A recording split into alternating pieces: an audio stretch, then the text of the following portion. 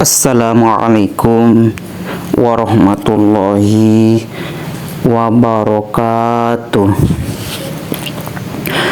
Alhamdulillahi rabbil alamin.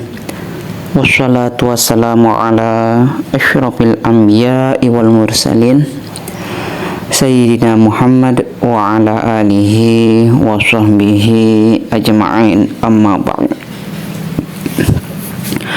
Ikhwan fillah dimanapun berada, agresi pemerintahan kolonial Zionis Israel ke jalur Gaza telah berlangsung selama kurang lebih setahun lebih. Sejak kelompok pejuang Hamas serta kelompok lainnya melakukan operasi komando pada tanggal 7 Oktober 2023 silam yang diberi nama Tufanul Aqsa, yang merupakan salah satu operasi paling profesional dan sukses dalam sejarah modern. Sejak saat itulah teroris Israel mendeklarasikan serangan barbar ke jalur Gaza. Serangan rezim kolonial telah merenggut nyawa lebih dari 41.500 warga Palestina dan melukai serta membuat jutaan warga lainnya mengungsi. Sebagian besar korban tewas dan terluka adalah kaum perempuan dan anak-anak.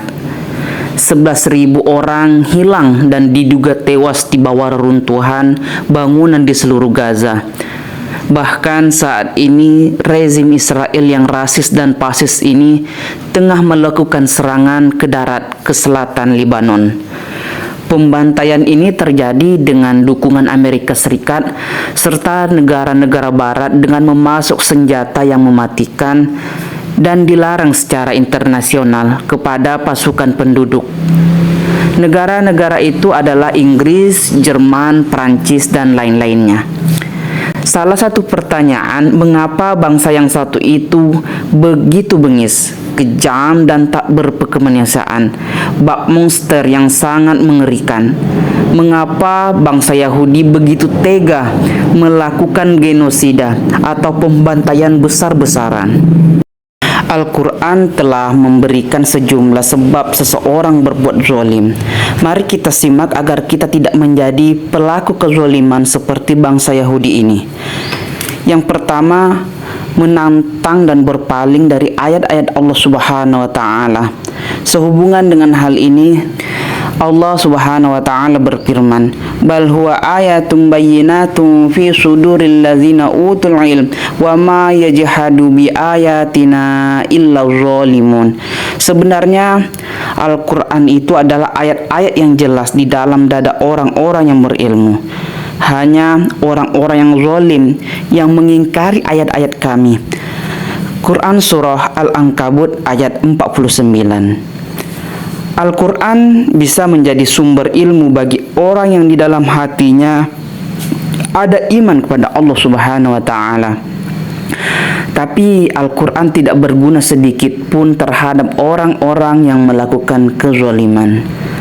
Yang kedua, melanggar batasan-batasan Allah Subhanahu wa taala. Kaum Yahudi terkenal sebagai golongan yang tidak punya komitmen dalam menapaki jalan kebenaran. Di waktu yang sama, mereka menyimpang dari jalan yang lurus dan terjebak pada kesesatan. Selain itu, mereka menempatkan diri mereka pada kesulitan dan kesempitan. Ditambah mereka juga melakukan kezaliman kepada orang lain serta menimbulkan masalah di tengah masyarakat, seperti yang kita saksikan selama ini. Terkait hal ini, Allah Subhanahu wa taala berfirman, "Tilka hududullah fala ta'taduha wa may yata'adda hududallah fa ulaika humuz zalimun."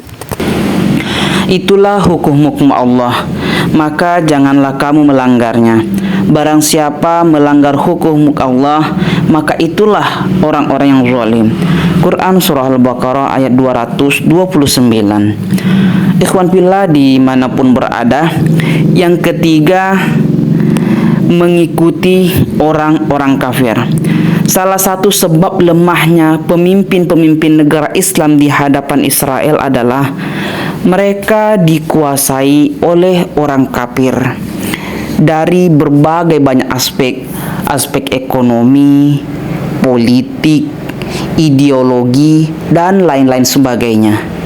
Orang-orang kafir tentu ingin menerapkan ideologi yang mereka yakini, menanamkan paham yang selaras dengan kepentingan dan hawa nafsu mereka. Sedikitpun mereka tidak peduli dengan kepentingan umat Islam. Itulah yang kita saksikan. Pemimpin negara-negara Arab terkesan tutup mata atas apa yang terjadi terhadap saudara dekat mereka di Palestina dan di Lebanon. Mereka seperti mati kutu, tidak bisa berbuat apa-apa selain hanya mengecam dan mengutuk. Akibatnya, kezuliman terus terjadi tanpa ada yang mampu menghalangi. Bahkan organisasi internasional sekelas PBB pun seperti macan ompong. Maha benar Allah dengan firman-Nya, ya ayyuhalladzina amanu la tattakhidhu aba'akum wa ikhwanakum awliya in istahabbul kufra 'alal iman wa may yatawallahum minkum faulaika humuz zalimun. Wahai orang-orang yang beriman, janganlah kamu jadikan bapak-bapakmu dan saudara-saudaramu sebagai pelindung jika mereka lebih menyukai kekafiran daripada keimanan. Barang siapa di antara kamu yang menjadikan mereka pelindung, maka mereka itulah orang-orang yang zalim. Quran Surat Taubah ayat 23. Sebab keempat terjadinya kezaliman adalah menaati hawa nafsu. Mengikuti hawa nafsu muncul dalam berbagai bentuk. Yang pertama, menipu orang lain demi melindungi kepentingannya. Allah Subhanahu wa taala berfirman yang artinya, siapakah yang lebih zalim daripada orang-orang yang mengada-ada kebohongan terhadap Allah untuk menyesatkan orang-orang tanpa pengetahuan. Sesungguhnya Allah tidak akan memberi petunjuk kepada orang-orang yang zalim. Quran Surah Al-An'am ayat ke-124. Yang kedua, menghalang-halangi ajaran Allah Subhanahu wa taala tegak di muka bumi jika bertentangan dengan kepentingannya. Allah Subhanahu wa taala berfirman yang artinya, dan siapakah yang lebih zalim daripada orang-orang yang melarang di dalam masjid-masjid Allah untuk menyebut namanya serta berusaha merubuhkannya. Mereka itu tidak pantas memasukinya kecuali dengan rasa takut kepada Allah. Mereka mendapat kehinaan di dunia dan di akhirat mendapat azab yang berat. Quran Surah Al-Baqarah ayat 114. Yang ketiga, membelot dari kebenaran dan mendukung kebatilan. Allah Subhanahu wa taala berfirman yang artinya, dan siapakah yang lebih zalim daripada orang yang menyembunyikan kesaksian dari Allah yang ada padanya. Allah tidak lengah terhadap apa yang kamu kerjakan. Quran Surah Al-Baqarah ayat 140.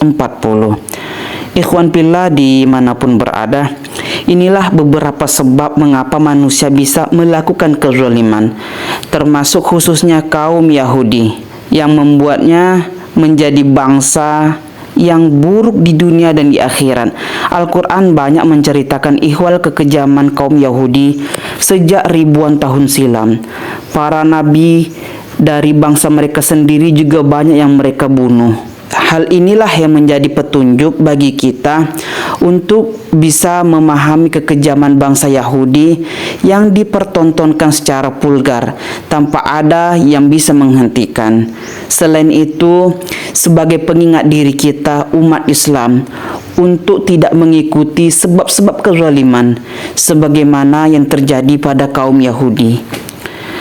Ikhwan fillah dimanapun berada, demikian pesan singkat ini, semoga bisa kita amalkan dan kita bagi bersama ilmu yang kita dapat pada kesempatan kali ini. Assalamualaikum warahmatullahi wabarakatuh.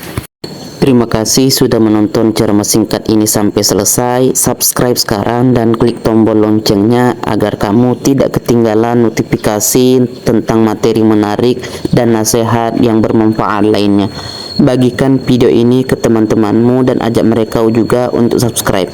Tinggalkan komentar dan like video ini untuk menunjukkan dukunganmu. Jazakumullahu khairan.